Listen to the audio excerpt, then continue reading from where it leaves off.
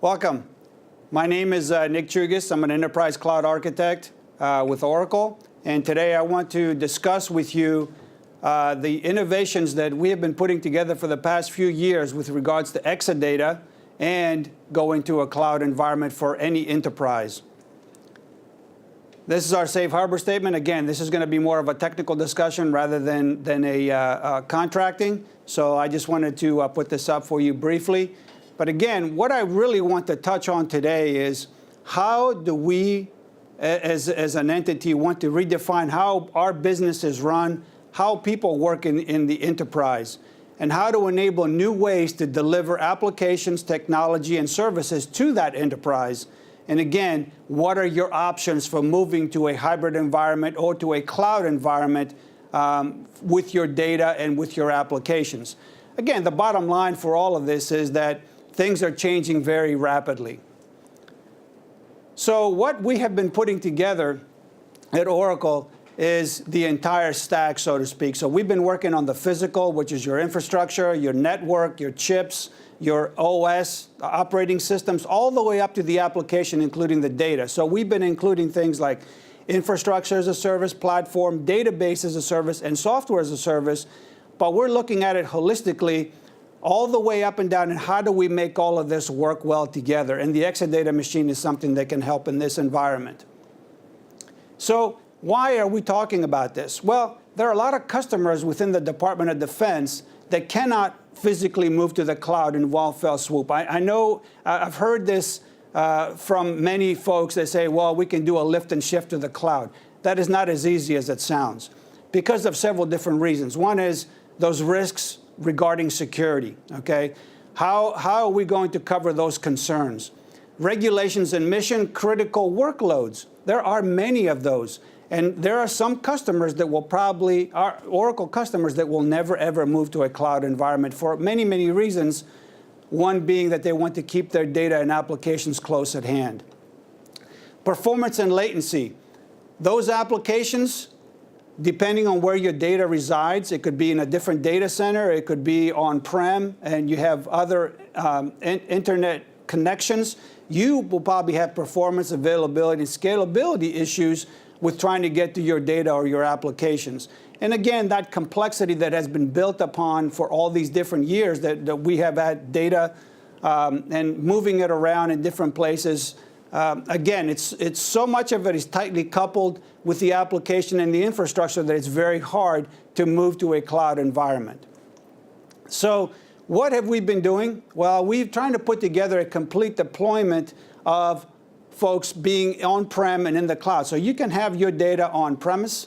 You can have it in a public or a government or a DoD cloud. You can have a private cloud, or you can just have it as an on-premise cloud. The beauty about this whole thing is what we have been doing at Oracle is being able to have a hybrid cloud environment with the same architecture, same standards, same products, and the same skill set. So as you move data or things that you need from one place to another, it is transparent. We have built that, so whatever you see here, if you're a database administrator or a systems administrator, what you see on-prem is going to be the same as it is in the cloud. There is nothing going to be different about it.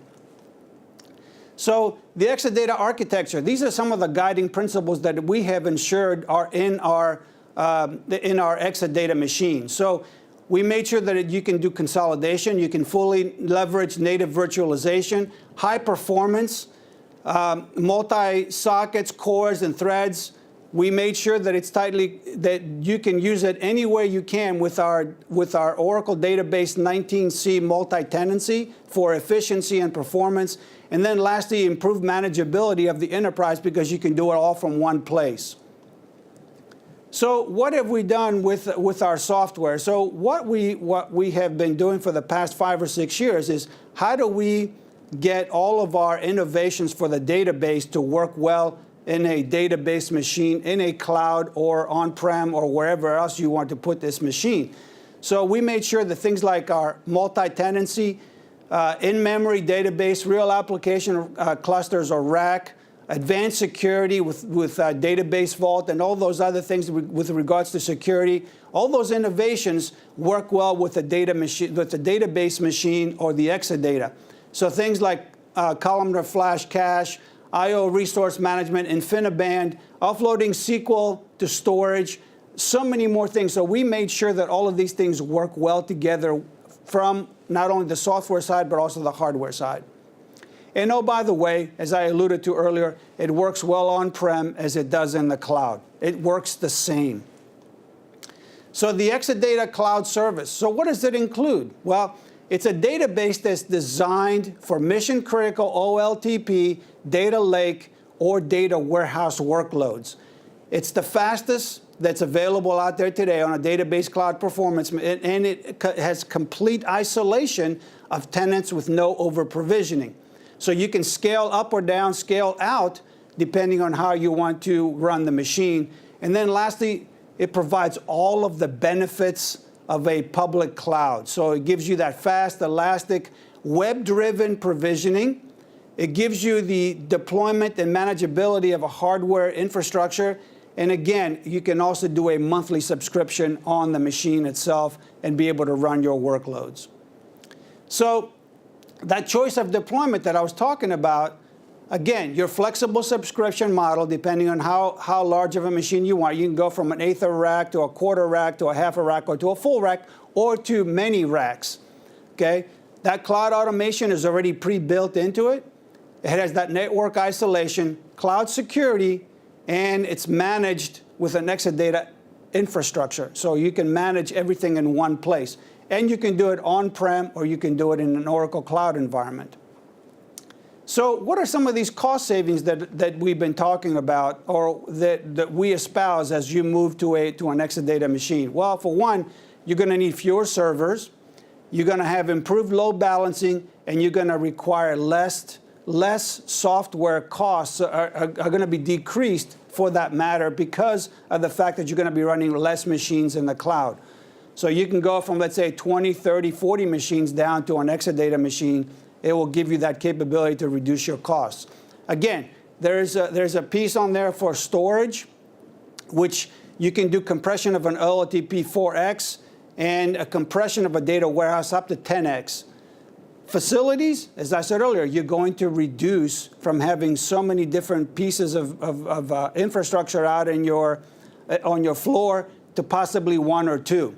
And then again, the labor consolidation, because you won't have to do as many patches or upgrades or spend more time managing all of those other pieces of hardware, you can do it from one place, one area. It will reduce some of the pieces that you have out there. Lastly, I want to talk to you a little bit about what other things that come with the machine, because it's pre-built and optimized out of the box. So you don't have to do anything. It's basically you bring it in, and within about 48 hours, you can actually set up an Exadata machine on your floor. You can run Oracle 18 or 19C database. You can run Oracle database multi-tenancy, as I said earlier.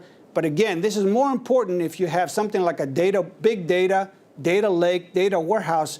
This is a perfect piece of equipment for you to run in your enterprise. We also espouse BYOL, or bring your own license. So if you own licenses currently on-prem, you do not have to subscribe again, or you do not have to pay for that particular piece of software. And you can talk to your Oracle representative for that. Again, it also provides you scalability and performance that you probably have never seen before. So what is the Exadata? For cost effectiveness, again, we talked about server, storage, labor, and we have done many, many ROIs and total cost of ownerships. So, engagement. So if you desire to do that, we can come in and help you do that and show you the cost savings that are possible for you to move to an Exadata machine. Performance, we can do the same thing again. We can show you how performance will outlast most of what you have currently. Or even if you're thinking about upgrading or coming to end of life for some of the hardware you have on-prem. So your current complexity, so if you have many OSs that you're running, you could probably reduce that. many database versions. You can reduce that for sure. And then time-consuming patching and configuration management, as we talked about earlier, will definitely be reduced on an Exadata machine.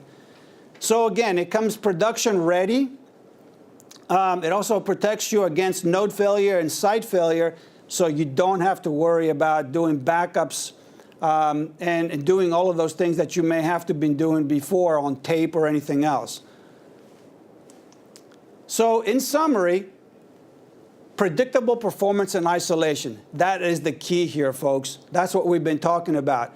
It will also ease your migration to any cloud environment, especially to an Oracle Cloud environment. So you, at some point, may desire to move or to do a lift and shift. This will give you an easier path to doing something like that. Also, we give you the choice of having some of your data on-prem or some of it in the cloud or vice versa. It just depends on how you want to run your enterprise. And again, it's integrated with all of the software as a service that Oracle has come out, and all the integrations, the APIs. Again, it runs up and down our stack. It's a comprehensive platform. So you know, if you're going to be running a lot of mobile devices, if you're going to be doing data management, data integration, business analytics, this is the perfect machine for you. And again, it's built best to run Oracle applications, Oracle database, and Oracle middleware. So again, we talked about all of these different things here. Consolidation, standard configurations. It gives you that flexibility and performance that you have never seen previously. And it gives you that predictable capacity where you can go up or down depending on your requirements for the enterprise. Again, lastly, Oracle stands ready to support any of your mission-critical workloads. So please let us know how we can help you out. Thank you.